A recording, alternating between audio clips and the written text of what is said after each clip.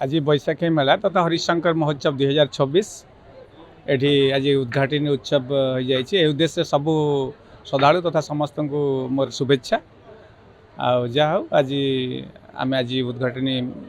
मेला आम ये अतिथि हिसाब से आसचु एवं निश्चित भाव ये जो देवभूमि आम पादपड़े निजक धन्य मन करुचु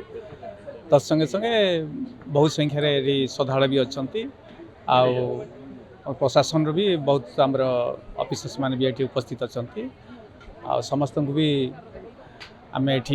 परामर्श भी देचु निर्देश भी देचु जे केमती ये 5 दिन जो मेला हम ये मेला सुरखुर हम एवं श्रद्धालु मैंने आसिक ठीक हिसाब से ये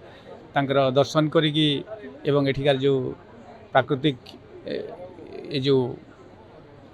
प्रकृतिर जो गंताघर रही से एंजॉय करके समस्ते जी से समस्त को आम निश्चित भाव में प्रशासन तरफ भी आम सब प्रकार सहायता देवु एवं आपण मान माध्यम भी आम सबू जातीय स्तर हो कि आम ओडिशार सबू लोकों को आम वार्ता देवु जे आमर ये हरिशंकर महोत्सव निश्चित भाव समस्त गोटे प्रिय उत्सव ही रही। जय हरिशंकर बाबा। आज 2026 जो आमर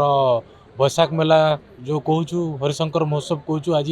एप्रिल 27 तारीख ये आरंभ है यहाँ एप्रिल 27 रु मई 1 पर्यंत हम आज प्रथम दिन थिला बैशाख मेलार तो ये आमर ओडिशा कल्चर डिपार्टमेंट रो जो ट्रुप आसचंती से मैंने आज तांकर परिवेशन करेंगे तथा लोकल ट्रुप्स माने जो कल्चरल प्रोग्राम आसचंती माने आज ये परिवेशन हम आज मुख्य अतिथि भाव में आमर बलांगीर जिलार एडीएम श्री पवित्र बेहरा सार आसते आउ गेस्ट ऑफ ऑनर हिसाब से आसी आमर PD CEO chief development officer Shri सुना सार आसते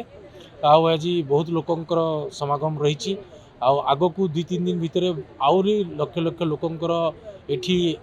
आगमन हम बोली आमर आशा आउ प्रचंड खरा भितर विभिन्न बहुत जगार श्रद्धालु मैंने आसुचंती समस्त पानीय व्यवस्था तथा खाइबार व्यवस्था ये सब आमर प्रशासन तरफ तथा देवोत्तर विभाग तरफ आम सबुआड़े व्यवस्था करिछु।